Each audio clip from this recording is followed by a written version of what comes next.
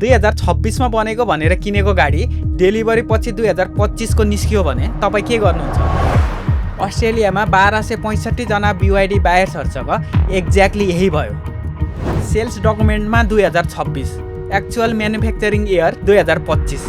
जब एउटा बायर्सले इन्सुरेन्स गराउँदा भेहिकल्स डिटेल चेक गरे, डकुमेन्ट र एक्चुअल बिल डेट नमिलेको भेटियो। यहाँबाट कुरा बाहिरियो।